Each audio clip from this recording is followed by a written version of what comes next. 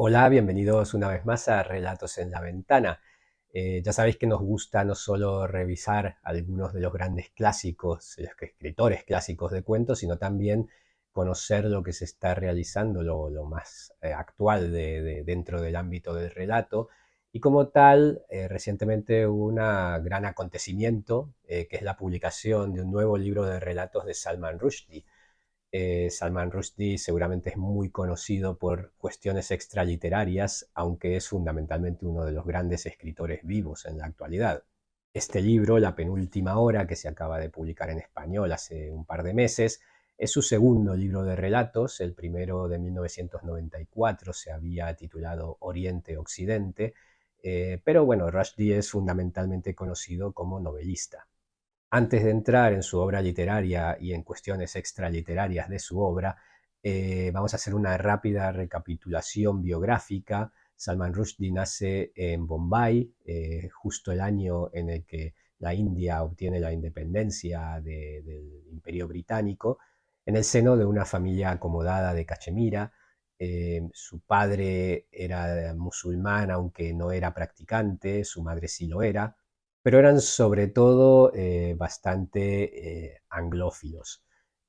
Como tal, cuando tenía 13 años, Salman es enviado a Inglaterra para estudiar allí en un internado y empieza a sufrir las primeras consecuencias del racismo, ¿no? Siendo un niño de origen indio. Más tarde, a finales de la década de los 60, obtendría una maestría en historia en el King's College de la Universidad de Cambridge.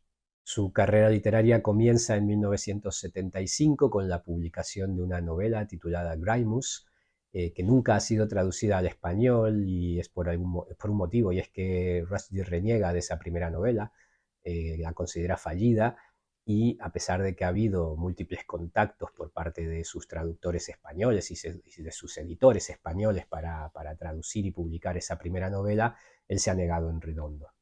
Sería su segunda novela, de 1980, titulada Hijos de la Medianoche, la que lo lanza y lo catapulta a la gran fama internacional, con la que obtiene el premio Booker, y que además con posterioridad el propio premio Booker la ha reconocido como la mejor ganadora de los premios Booker de los últimos 50 años.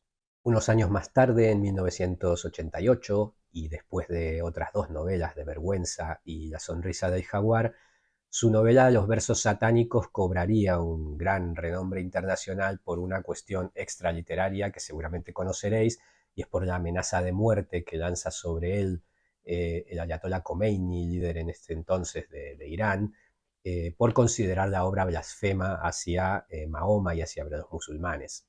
Esa amenaza de muerte persiste hoy en día, y a pesar de que han pasado muchísimos años desde entonces y que Rushdie abandonó su vida en Inglaterra para vivir en Nueva York, en los Estados Unidos, en 2022 él sufre un atentado que pone en grave peligro su vida, por un hombre que lo apuñala a múltiples ocasiones y que le provoca muchas heridas, algunas de ellas cercanas a la muerte. Sin embargo, sobrevive, y poco después publica un ensayo titulado Cuchillo, en el que cuenta esta experiencia de haber estado al borde de la muerte, digamos, víctima de este fanatismo religioso.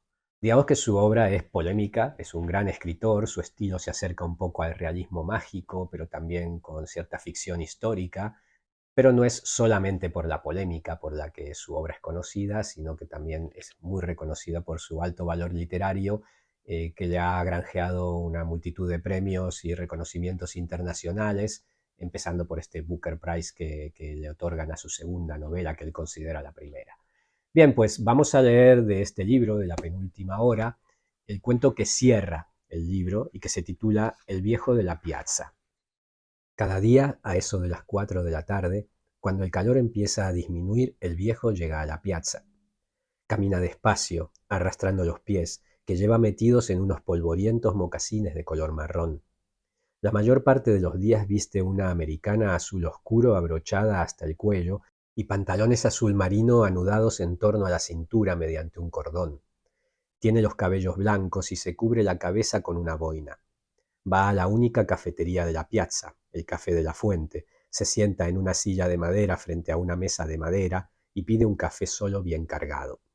A las 6 pide una caña de cerveza y un bocadillo.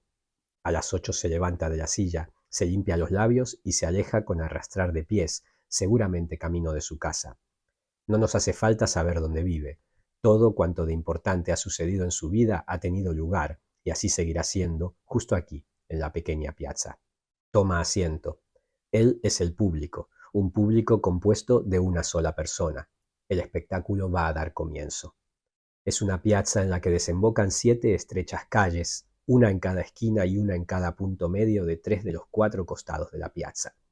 Solamente el lado donde está la iglesia no está interrumpido por una calle adoquinada. Debería ser un lugar tranquilo, una soñolienta plaza de provincias, pero no es así. Alrededor de la piazza en todas direcciones se oyen las voces y los gritos de las riñas, 6 días a la semana. La mayoría de esos días hay más gente en la piazza que la que vive en el pueblo. Es como si vinieran aquí, a esta apacible placita en este apacible pueblo, para meterse en peleas. Conducen 15 kilómetros desde la gran ciudad para dar rienda suelta a su mal humor. Alzan la voz, se golpean la palma de la mano izquierda con el puño de la derecha, patean el suelo. En esto no hacen distingos, pie izquierdo o pie derecho, da igual. Si están montados en una motocicleta hacen sonar la bocina en un gesto de frustración, cuando no para silenciar a sus adversarios. Si discuten estando al volante de coches contiguos con las ventanillas bajadas, le dan al claxon igual que los motoristas, pero también pisan el acelerador, y cuando la irritación llega a un punto en que ya es imposible de soportar, suben las ventanillas. Las discusiones no tienen fin, ya sean sobre la probabilidad de que se desate un huracán o sobre el escándalo del soborno que hubo detrás del polémico galardón de los Juegos Olímpicos de verano a una ciudad del Círculo Polar Ártico, o sobre la inviabilidad del amor y la futilidad de la política y los ilícitos amoríos secretos de eminentes sacerdotes católicos. Debaten sobre si la Tierra es plana o esférica y sobre la eficacia de las vacunas contra el sarampión, las paperas y la rubeola. No se ponen de acuerdo acerca de qué sabores de helado son los mejores y tienen firmes e irreconciliables opiniones en relación con la belleza de determinadas actrices de cine. Si han leído novelas de escritores que son también, o lo fueron, marido y mujer, toman partido con vehemencia por el uno o por la otra, y no hay quien les haga cambiar de parecer. Se diría que no hay nada que una a esas gentes, salvo su amor a la riña misma, la riña entendida como una forma pública de arte, como el corazón que define nuestra cultura. El alboroto es espantoso, crece a medida que el día pierde luz y continúa hasta bien entrada la noche.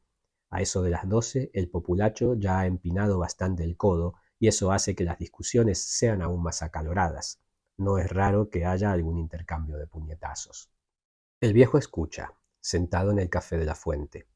Sin embargo, puesto que se marcha a las 8 de la tarde, evita la fase posterior de la jornada, cuando el alcohol ha hecho su efecto y los puños empiezan a volar. Los domingos son tranquilos. El domingo todo el mundo se queda en casa y come, o va a la iglesia, implora el perdón y luego vuelve a casa y come. El viejo no viene los domingos a la piazza. Así han sido las cosas en la plaza desde el final de la llamada época del sí. Esa era siniestra comenzó unos 40 años atrás, cuando durante un período de media década las discusiones fueron declaradas ilegales. Todos estábamos obligados en todo momento a estar de acuerdo con los demás. Cualquier proposición que se hiciera, aún la más risible, la transustación del pan y el vino en carne y sangre, la metamorfosis nocturna de la población inmigrante en babeantes monstruos sexuales, los beneficios de subir los impuestos que pagaban los pobres, la transmigración de las almas o la necesidad de la guerra, estaba prohibido ridiculizarla, aunque los inmigrantes regentaran la mejor pastelería y panadería del pueblo y también la mejor tienda de vinos, y aunque la mayoría de nosotros sea pobre y nadie se acuerde de haber vivido anteriormente como tortugas o extranjeros o anguilas, y solo una pequeña minoría sea belicosa por naturaleza. Era necesario estar de acuerdo en todo momento. Incluso nuestra lengua, la lengua en la que tan bella poesía se había escrito, fue modificada. La palabra no dejó de ser una opción. Solo había sí y variantes de sí. Por supuesto, desde luego, pues claro, por descontado, totalmente, no cabe duda y de acuerdo. Cuando alguien, algún extremista, recordaba la palabra no, era peor que si hubiera dicho algo escandaloso, algo pecaminoso. Y es que sonaba arcaica, una palabra inservible de un pasado remoto y en ruinas, como el vestigio de un templo erigido para honrar a un dios en quien nadie creía ya, en quien nadie había creído durante milenios, el dios del no. Tuvo que ser sin duda un dios bien ridículo. En todo caso, eso era lo que pensábamos muchos de nosotros. Nuestra lengua, sin embargo, se nos enfurruñó. Venía a sentarse a solas en una esquina de la piazza y a menudo meneaba la cabeza, apesadumbrada. Se volvió pedestre. Nos informó de que por el momento no estaba dispuesta a remontar el vuelo ni a viajar siquiera en tren, bicicleta o autobús. Dijo que los pies le pesaban como el plomo y que prefería estar allí sentada y contemplar las cosas que las lenguas contemplan cuando están a solas y se sienten maltratadas. Si necesitaba moverse, nos dijo, lo haría a pie y a su ritmo. Su actitud intimidaba. Llevaba prendas ceñidas que a buen seguro constreñían sus movimientos y unos zapatos muy incómodos. Nadie se le acercaba. Nuestra lengua no iba a sentarse con el viejo en el café de la fuente. Siempre estaba sola en su esquina. No hablaban entre ellos. En los tiempos del sí universal, la piazza estaba en calma. Se oía cantar a los pájaros, las alondras que todavía no habían sido diezmadas por las partidas de caza de fin de semana. En mitad de la piazza hay una pequeña fuente, la fuente, claro está, que da nombre a la cafetería, y en los viejos tiempos el silencio permitía escuchar el apacible murmullo del agua y sosegar el corazón dolorido. En aquel entonces el viejo era más joven, y el corazón le dolía a menudo por los reiterados rechazos de muchachas con el pelo de diferentes colores a los sentimientos que él sinceramente les ofrecía. Incluso en tiempos de la prohibición de la palabra no, las jóvenes se las apañaban para hacerle saber que lo que él sentía por ellas no era correspondido. «Eres muy amable», decían las mujeres de variopintos cabellos, «pero justo esa tarde tenemos hora para que nos tiñan de amarillo, o marrón, o rojo, o negro».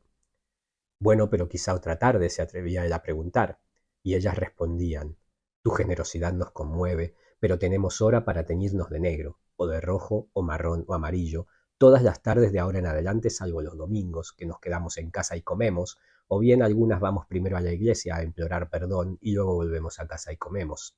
Pasado un tiempo el viejo dejó de intentarlo. Seguía yendo a primera hora de la tarde al café de la fuente para sentarse en su silla de respaldo recto y escuchar el fluir del agua. Envejeció cuando aún no le tocaba, ajado como los muebles antiguos de imitación, y todo porque descubrió que hasta en los tiempos del sí había un no tácito. Los cabellos se le volvieron blancos, sentado en su silla de madera viendo pasar el mundo. Transcurrieron 5 años. Al final fue nuestra propia lengua la que se rebeló contra el sí. Se levantó de su lugar en la esquina de la piazza donde había estado meditando en silencio durante media década y soltó un largo y penetrante alarido que se clavó como un puñal en nuestros oídos. El grito cubrió todas las distancias con la velocidad del rayo. No contenía palabras. Sin embargo, fue sonar el alarido y todas nuestras palabras se desbocaron. Salían a borbotones de la boca de la gente sin que nadie pudiera contenerlas. La gente notaba grandes pegotes de léxico agolpándose en su laringe, presionando los dientes. Algunos de nosotros, los más cautos, apretamos los dientes con fuerza para impedir que salieran las palabras, pero la insistencia de las cataratas verbales terminaba por abrirnos la boca, y allá que iban disparadas, como niños de internado no mixto al final de un largo y deprimente semestre. Las palabras corrieron en desbandada hasta la piazza como chicas y chicos en busca de felices reencuentros. Fue todo un espectáculo. Se podría decir que aquellas primeras locuciones fueron más exabruptos que otra cosa. «Mierda», por ejemplo, o «vete por ahí», o incluso el excesivamente enfático «que te den por culo». Y supongo que tanta vulgaridad era lamentable, pero lo cierto es que estas palabras tan eficientes y de tanto carácter dieron resultado. Fueron como cachiporras, como cartuchos de dinamita, y a medida que golpeaban a nuestro alrededor propiciaron rápidamente un feo desenlace al reinado del sí. El sí y sus compañeros de viaje, los ya mentados por supuesto, pues claro, por descontado totalmente, no cabe duda y de acuerdo, fueron colgados en la piazza de sendos ganchos carniceros, y ahí se acabó la cosa. Fue entonces cuando empezó la era de la discusión. «¿Pero qué dices? Bobadas, paparruchas, sandeces, qué tontería. Mentiroso, imbécil, ni se te ocurra. Pero tú estás loco, menuda chorrada propia de un fanático y un ignorante. Vete por ahí, a nadie le interesa lo que digas». ¿Quién hubiera dicho que tan feas y desagradables palabras iban a tener un papel protagonista en aquel momento, en lugar de la bella y justamente célebre poesía en nuestra lengua a la que nos referíamos más arriba?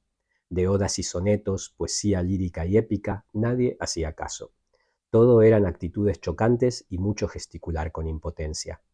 Nuestra lengua permaneció en su esquina de la piazza observando, pero se había despojado del corsé y de aquellos horribles zuecos, y ahora sus largos cabellos y su falda larga ondeaban libremente en torno a ella. La falda llegaba hasta el suelo, de modo que no se le veían los zapatos, aunque nos pareció que llevaba el compás con los pies al ritmo de alguna música privada. El viejo experimentó también la presión de las palabras en su esfuerzo por brotar de su interior. Intentó contenerlas, pues no estaba seguro de cuáles podían ser, o qué podían hacer, o qué podían engendrar o destruir, pero las palabras salieron disparadas igual como un vómito. Palabras que apenas si reconocía como propias brotaron enojadas de sus labios, desdeñosas, críticas. Por suerte, todo el mundo estaba experimentando su propia versión del mismo fenómeno, de modo que nadie prestaba atención, y él mismo olvidó muy pronto cuáles habían sido esas primeras palabras, y se retrepó en su silla de siempre para contemplar la vida de la piazza tal como era ahora. Una vez concluida la época del sí y puesta en marcha la temporada de riñas y discusiones, los cantos de las alondras y el sosegante murmullo de la fuente dejaron de oírse. A la fuente le importaban muy poco los cambios en la sociedad y continuó haciéndolo de siempre, a su desenfadada manera. El viejo, aquel hombre envejecido por la tristeza, ya no hacía preguntas del corazón a miembros del sexo opuesto, preguntas cuyas respuestas él ya sabía, ya que ahora podían formularse a las claras sin irse por las ramas y sin pretextos de citas en la peluquería. Al principio, durante una breve temporada, añoró el silencio de los 5 años del sí. Había habido algo alentador en el hecho de estar en un constante estado de afirmación, en evitar la negatividad acentuando lo positivo. Renunciar a ser crítico, por grande que fuera la tentación, había tenido algo de, ¿cómo se decía?, de modesto. Y la inmensa tranquilidad de saberse exonerado de una vida de objeciones, de crítica, de protesta incluso.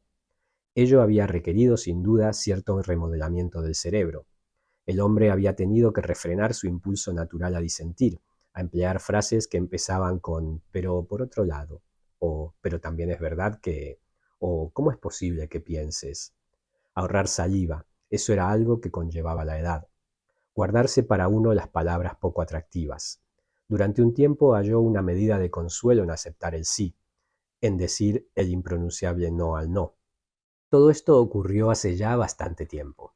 Hoy el viejo, viejo en años y también en tristeza, sigue acudiendo al café de la fuente, pero se le ve tranquilo, sin el temor a que palabras olvidadas salgan a borbotones de su boca. Observa a nuestra polemista ciudadanía como quien mira una telenovela o un circo de 3 pistas o un partido de fútbol. Nuestra lengua sigue allí también, en la esquina de la piazza más alejada de la silla del viejo. Últimamente tiene compañía. Se trata siempre de acompañantes mucho más jóvenes que ella, jóvenes de una belleza física rayana en la obscenidad. Estas criaturas byronianas la veneran sin más, y es posible, piensa el viejo, que ella incluso les permita que la fuercen en privado cuando abandona por un rato su puesto en la piazza. Los acompañantes siempre van cambiando. Cabe la posibilidad de que nuestra lengua sea promiscua. Puede que su moral sea excesivamente laxa. Cuando al viejo le viene este pensamiento a la cabeza es como si el diablo le susurrara al oído, pero no parece que a nadie más se le haya ocurrido semejante idea. O si el diablo la ha susurrado a otros oídos, los usuarios de dichos oídos han hecho caso omiso y se han limitado a encogerse de hombros. La lengua, que haga lo que le dé la gana, lo que mejor le parezca. Esa es hoy en día la actitud general. El viejo, a quien no se le escapa que está en minoría, mantiene la boca cerrada. En todos estos años no han intercambiado ni el más superficial de los saludos, este viejo y nuestra lengua. Ellos allí sentados en puntos opuestos de la piazza, él en su silla de madera y ella en un pequeño taburete acolchado regalo de uno de los jóvenes obscenamente atractivos, el cual no mucho después cayó en desgracia ante nuestra lengua que lo borró por completo de su conciencia. De él nada queda salvo el taburete. La elegancia arquitectónica de la piazza es algo innegable. La fachada barroca de la vieja iglesia es magnífica y muchos de los otros edificios que bordean la piazza, edificios de uso mixto con pequeños comercios en la planta baja y viviendas arriba, son bellas estructuras hechas de piedra dorada con contraventanas de color burdeos. Son viejas en su mayoría, estas casas doradas, y de algunas no puede decirse que estén en muy buen estado, pero siguen allí, aguantando el tipo, sólidas y atractivas, con sus cubiertas de teja árabe roja, dando a la piazza un aire de esplendor venido a menos, como el aristócrata que ha despilfarrado la fortuna familiar. A decir verdad, se diría que la piazza encajaría mejor en un entorno más noble que el de este pueblo. Parece como si la hubieran importado entera desde una de nuestras bellas ciudades, por no decir de la capital misma, que solo dista 15 kilómetros. Mirando a la iglesia y a cada lado de la callejuela adoquinada que desemboca en la piazza en ese punto, hay dos estructuras que si estuviéramos en Italia llamaríamos logias, galerías exteriores cubiertas con delicados arcos y pilastras. Y en dichas logias el ayuntamiento ha alojado estatuas de mármol que imitan a estatuas de mármol mucho más famosas, que copian esas estatuas ausentes hasta donde lo permitió la destreza de sus hacedores. Nosotros las disfrutamos como si fueran las auténticas. En ausencia del genio, la imitación es un sustituto más que aceptable. Por medio de estas copias rendimos tributo a las obras de arte que jamás veremos.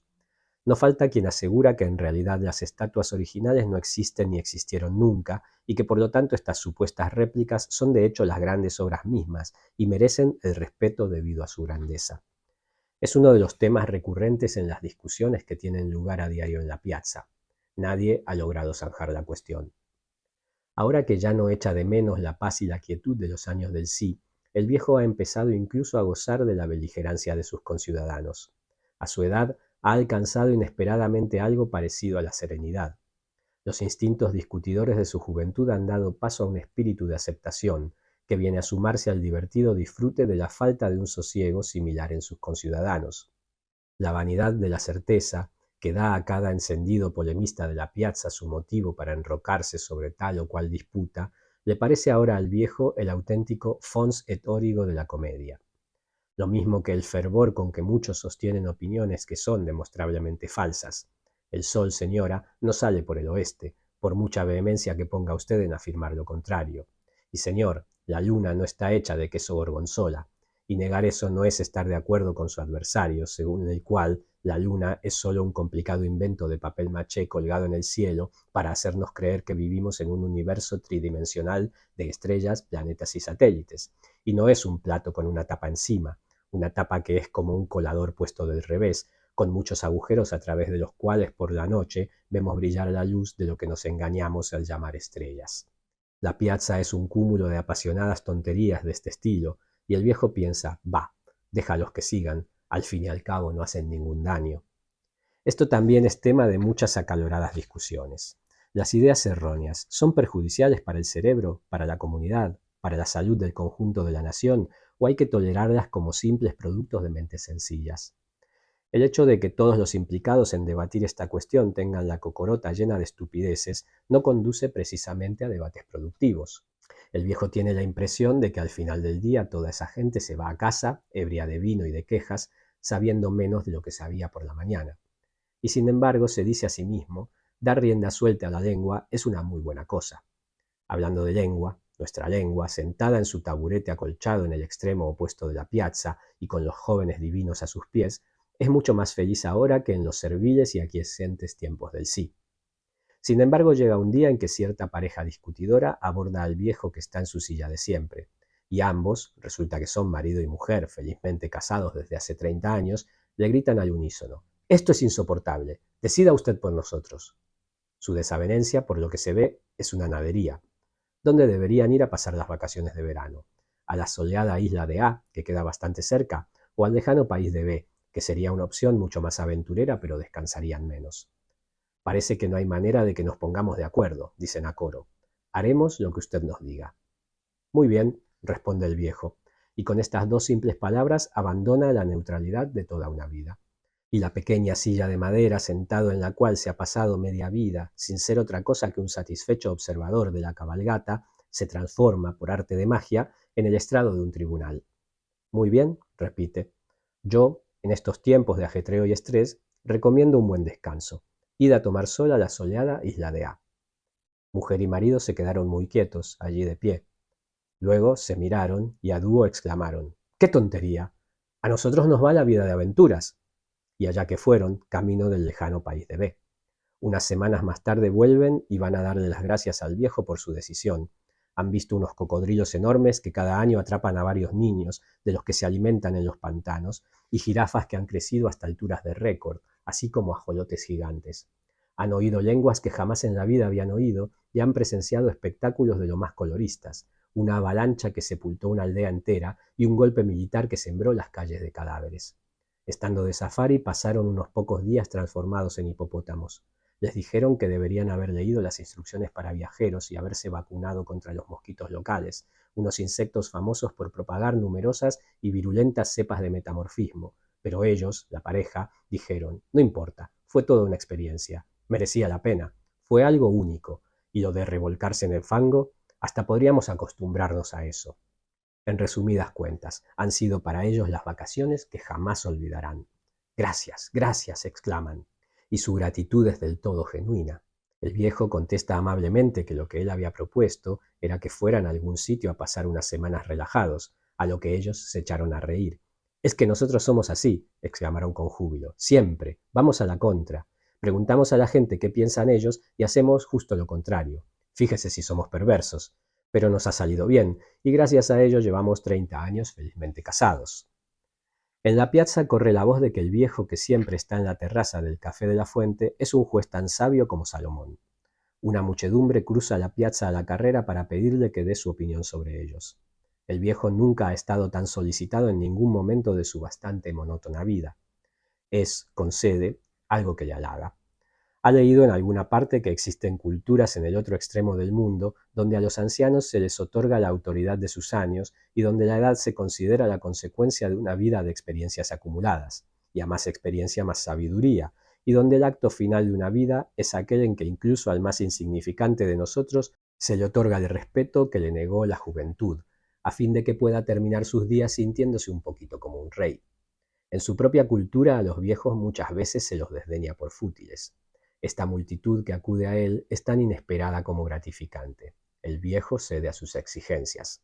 Les pide que formen en fila y después de eso, cada tarde entre las 4 y las 6, cuando el calor del día queda atrás, procede a dictar sentencia, declarando en un tono de creciente autoridad que no, que la tierra no es plana, y que no, que la mayoría de los inmigrantes son tan poco monstruos sexuales como usted o yo, y que sí, al 100% Dios existe y otro tanto el cielo y el infierno. La noticia va extendiéndose. En la cercana ciudad se enteran de la existencia de un sabio de tal profundidad que es capaz de resolver todas las disputas en el momento, desde su estrado en la pequeña piazza de esta pequeña localidad. Así, la muchedumbre crece por momentos, hasta el punto de que la policía debe intervenir para mantener el orden. Hay cámaras de televisión. El viejo decide ampliar su horario hasta las 7 de la tarde a fin de impartir más fallos cada día, salvo los domingos. Pasadas las 7, suspende las sesiones y se niega a responder a una sola pregunta más, insistiendo en que se le permita disfrutar de una hora a solas con su cerveza y su bocadillo. Y a las 8 en punto, abandona el Café de la Fuente para dirigirse quién sabe a dónde con su arrastrar de pies. Se rumorea que destacados miembros del gobierno y de la oposición están pensando en hacer una visita al viejo sabio para ver si él puede resolver sus diferencias. Mas a estas personas, tanto de izquierdas como de derechas, les cuesta aceptar que alguien pueda decirles que están equivocadas. La visita de los políticos queda, pues, en suspenso. Finalmente, no tiene lugar. El viejo de la piazza está experimentando algo absolutamente extraño a él, renombre. Entre el cada vez más numeroso grupo de niños y adultos sentados a sus pies, alrededor de su silla de madera, el viejo repara en algunas caras conocidas y las identifica como pertenecientes a algunos de los jóvenes dorados que hasta hacía poco eran los más ardientes discípulos de nuestra lengua. Repentinamente abandonada casi en su esquina de la piazza mientras sus acólitos se precipitan hacia el Café de la Fuente, a nuestra lengua le disgusta lo que está ocurriendo. A los 2 discípulos que han permanecido fieles a ella les previene de que esto no puede acabar bien. Ellos la escuchan con respeto, pero sus palabras huelen a envidia. Los tiempos han cambiado. A nuestra gente le importa menos nuestra hermosa y compleja lengua que las grandes y vulgares cuestiones de qué es correcto y qué es incorrecto. Hemos dejado de ser los amantes de la poesía que éramos antaño, los aficionados a la ambigüedad y devotos de la duda, para convertirnos en moralistas de bar. El dedo gordo señala hacia arriba, mira el pulgar hacia abajo. El viejo de la piazza es nuestro árbitro y sus pulgares han devenido asuntos de interés nacional. Ahora somos todos gladiadores en el Coliseo del Pulgar. A nuestra lengua no le interesa lo que puedan decidir los pulgares del viejo, solo le importan las palabras de compleja belleza, la finura de expresión, la sutileza de lo que se habla y la relevancia de lo que es preferible dejar sobreentendido, los significados entre palabra y palabra, la ilustración de esos significados que solo pueden proporcionar los mejores de entre sus discípulos. Encuentra repugnantes los argumentos y dictámenes del viejo, y más ignominioso aún es el creciente placer que le procura a este ser aceptado como juez de lo que está bien y lo que está mal, de lo que es así y lo que no es así. Él, que solía reírse de la vanidad de la certidumbre, de la obstinación de los estúpidos y de las enfáticas aseveraciones de los tercos, ahora se ha convertido en dispensador de certezas sin matices y cada día que pasa se vuelve más engreído. Por estos pagos, las fronteras han sido siempre un tema irritante. En nuestra historia reciente, el trazado de límites fronterizos en nuestro territorio, a manos de ignorantes supinos venidos de otros lugares, ha sido causa de mucha angustia y cuantiosas vidas perdidas. Nuestra mentalidad suele asociar las palabras ignorante y limitado. Las raras ocasiones en que hemos intentado cruzar la frontera por uno de los escasos puntos de control que existen en la actualidad, en esa divisoria teñida de sangre, nos han mandado de vuelta, o bien, si nos han permitido el paso, buhoneros del otro lado nos han vendido billetes falsificados, sabedores de que seríamos incapaces de distinguir los falsos de los auténticos. Nuestra mentalidad siempre ha asociado las palabras límite territorial y moneda falsa. Huelga decir que, aparte de las mencionadas, hay muchas otras fronteras que nos separan de nuestros vecinos y los convierten en enemigos nuestros. Existe la frontera invisible entre lo que nosotros, como individuos o como grupo, juzgamos aceptable, y lo que está del otro lado de dicha línea invisible, en el orbe de lo inaceptable. Esta frontera está sembrada de peligrosas minas terrestres. La mayoría de nosotros evita acercarse allí. Existe también la frontera invisible entre acción y observación. Hay quienes hacen y hay quienes ven a los otros hacer. El público está de este lado, el escenario está del otro. La cuarta pared es una fuerza muy poderosa. El viejo de la piazza ha disfrutado de sus visitas al teatro, pero nunca ha pensado en subir al escenario, y en esos momentos vanguardistas en que unos actores han bajado a la platea, se ha sentido deliciosamente asombrado a la antigua usanza. Cuando era joven, años ha, vio un espectáculo en el que un actor, fingiendo ser miembro del público, se pasaba todo el primer acto sentado en la primera fila de butacas. En el intermedio, un teléfono que había en el escenario empezaba a sonar y al final el actor perdía la paciencia y subía al escenario para descolgar el teléfono. Era su mujer quien llamaba. Mientras estaba allí en el escenario, teléfono en mano, empezaba el segundo acto y el actor quedaba atrapado en la obra. Pero ahora que ha cruzado esa línea fronteriza se ha adaptado con deleite a su nuevo papel. No obstante, él no se opone a las fronteras per se. Al contrario, está empezando a ver como un deber suyo el definir las nuevas zonas de propiedad, cribando posturas inaceptables y encerrándolas bajo el epígrafe de cosas prohibidas, mientras que aquellos cuyas actitudes son permisibles siguen aquí entre nosotros, gozando de la libertad de nuestro incuestionablemente libre país.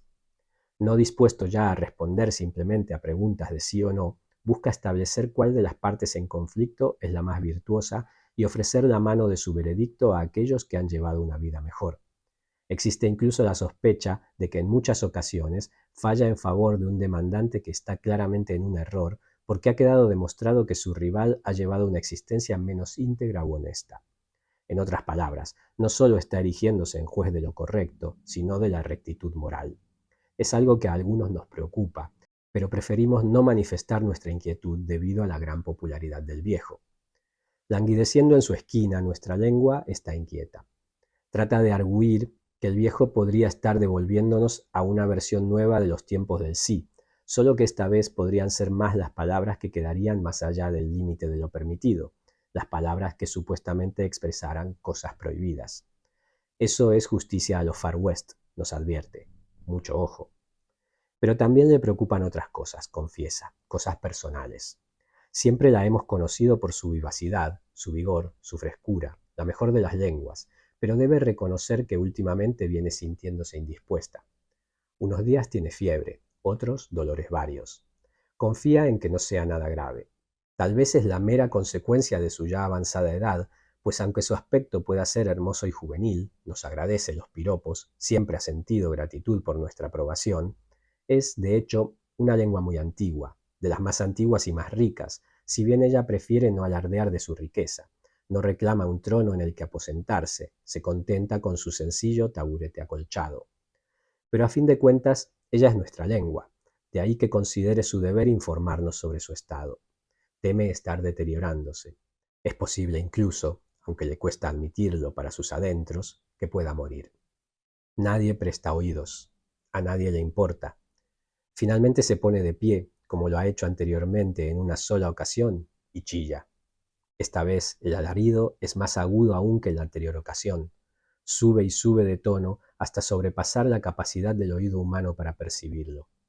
Es en este punto cuando todas las ventanas de la casa que dan a la piazza estallan, y la lluvia de cristales causa numerosas heridas en la atestada plaza, heridas que provocan gritos recíprocos por parte de las víctimas. Son gritos de un orden inferior al alarido de angustia proferido por nuestra lengua. Estos no rompen nada. Vemos a nuestra lengua erguida y con la boca abierta, pero no oímos el alarido que ha alcanzado ya tal intensidad que empieza a romper las tejas rojas de las cubiertas e incluso la mampostería de los edificios. Una de las estatuas que hay en las logias, una recargada copia de la que hay en un museo del Vaticano y que representa al sacerdote troyano Laoconte orlado de furiosas serpientes, explota en 100.000 fragmentos. ¿Caen los dorados edificios de uso mixto? ¿Se vienen abajo las logias? ¿Queda demolida la piazza? No, no sucede tal cosa. A pesar de nuestros muchos defectos, no somos propensos al melodrama. Nosotros preferimos el drama puro y simple. Bien, la piazza aguanta, pero las grietas están ahí. Todos podemos verlas. Los edificios están agrietados desde el tejado hasta la calle. Las tejas caídas, las contraventanas color burdeos colgando torcidas. Esa es la verdad. La piazza está rota, y así también nosotros, tal vez. Entretanto, allí está ella, nuestra lengua, en pie y con la boca muy abierta, profiriendo sus silenciosos gritos. Y en el café de la fuente, el viejo nota que algo les pasa a sus palabras. Se están secando. Las palabras retroceden atropelladamente hacia el fondo de su boca, se le cuelan garganta abajo para acabar siendo disueltas por variados fluidos gástricos. Hay toda una multitud esperando a que el viejo diga algo, pero éste se ha quedado sin palabras. La gente que abarrota la piazza está descontenta. Quieren lo que han venido a buscar, que los juzguen, y abren mucho la boca para protestar porque el juez ha dejado de dictar sentencia. Pero no hay palabras con las que manifestar esa protesta. Miran hacia la esquina donde tanto tiempo ha estado instalada nuestra lengua, esa lengua que ellos han ignorado por completo en los últimos tiempos, y ven que se recoge las faldas y se aleja de la piazza, dejando atrás para siempre la esquina que hizo suya durante más años de los que nadie puede recordar. Lleva la cabeza alta nuestra lengua, y poco después desaparece. Tras su marcha, en la piazza nadie puede hablar. La gente emite sonidos, pero son sonidos informes, desprovistos de significado. El viejo se levanta desamparado de su silla con la cerveza en una mano y el bocadillo en la otra. Extiende los brazos hacia los presentes, como si quisiera ofrecerles el bocadillo y la cerveza. La gente le da la espalda y se aleja. Él se ha convertido una vez más en lo que siempre fue, un simple viejo insignificante. No está claro qué debemos hacer ahora. ¿Qué va a ser de nosotros? No tenemos medios para saber cómo van a continuar las cosas. Nuestras palabras nos fallan. Este es el relato El viejo de la piazza de Salman Rushdie. Espero que os haya gustado.